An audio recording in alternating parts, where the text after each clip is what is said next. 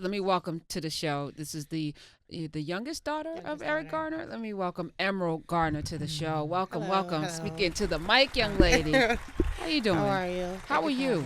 I'm okay. I'm better. Yeah, and I like that you say you're better because it's there was a lot. Yes. Because you didn't just lose your dad, you Right. lost your sister. You like, I mean, this is, Yes. and then you got this enormous. I want to call it a burden because everybody is expecting you to be present and to say things. And you didn't. You're in the spotlight because somebody took the life of your father.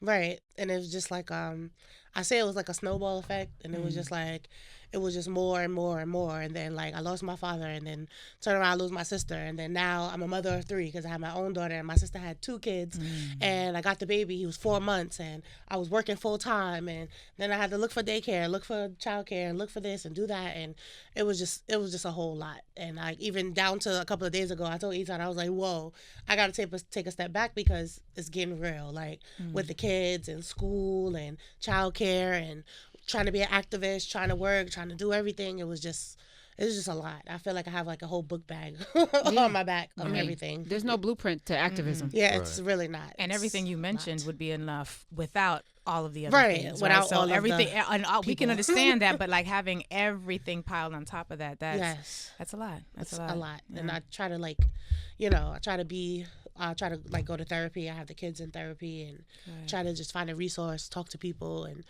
everybody always says like I'm chatty. So, I just call, just talk.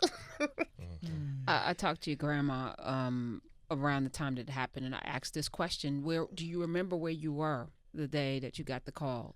At the time when I got the call, I was living in Harlem. I had gotten my own apartment. And my mom lived in Staten Island. I lived in Harlem. And my mom called me while I was at home.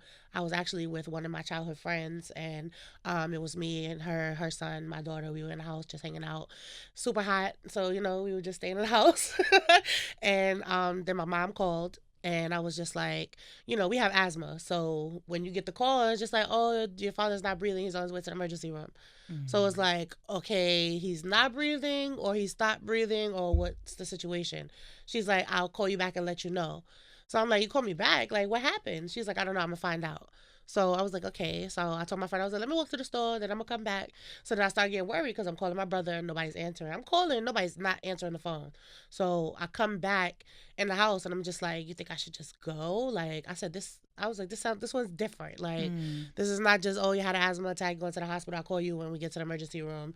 Got to get like a steroid shot or something. That one felt different. So I was just like, all right. So I called my mother back and she answered. And I was like, well, I'm on my way. She was like, all right, well, I'm going to the hospital. So I was in Harlem commuting to Staten Island in the process of everything happening. So by the time I got called, he was already getting into the ambulance on his way to the hospital. And I was coming from Harlem on the train, and it took about, I'd say like an hour and a half, hour and 45 minutes. And by the time I got to Staten Island Ferry to take the bus to the hospital, my mom said, don't go to the hospital, go to the house because he already passed away. So during that time to commute, like I'm thinking he passed away at the hospital. Wow. Like that was my whole time, this whole 5 years I've been thinking he passed away at the hospital. And then when you see the video, you can clearly see that he died on that street. Because I never watched the video full out until the CCRB trial. So I've never watched the whole video. Like I've never did a walkthrough or talk through or anything about the video. So seeing that, it was just like, wow, I wish I knew then what I know now. And maybe I shouldn't have known then the stuff, exactly what happened then, because a lot of things would be a lot different. What would be different? I think my attitude would be different. Like, I don't know. Like, I don't know. I guess I kind of like, after watching the video, I feel like it was just like everything is replaying. Because, on the news, you see snippets.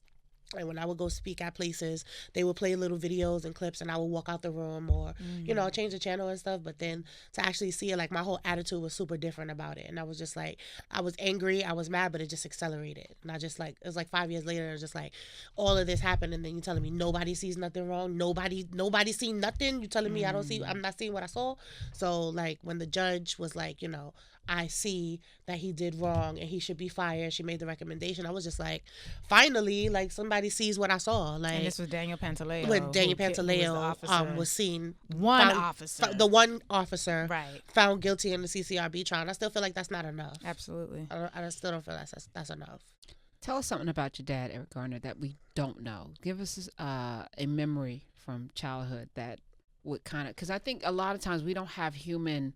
We don't have the He's the guy that was choked to death by a police officer. Right. But he was so much more than that. Yeah, like for me, it was always Christmas because my birthday is 3 days after Christmas. So it was always like, here's your gifts.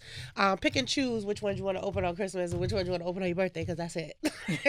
And then the year that I graduated, got my diploma, it was just like, here's $150, graduation, Christmas, and birthday. So it was just like all around there was like always a joke about like, this is your birthday gift and your Christmas gift. So that's just like something that I'll always remember. And Christmas was always big for us.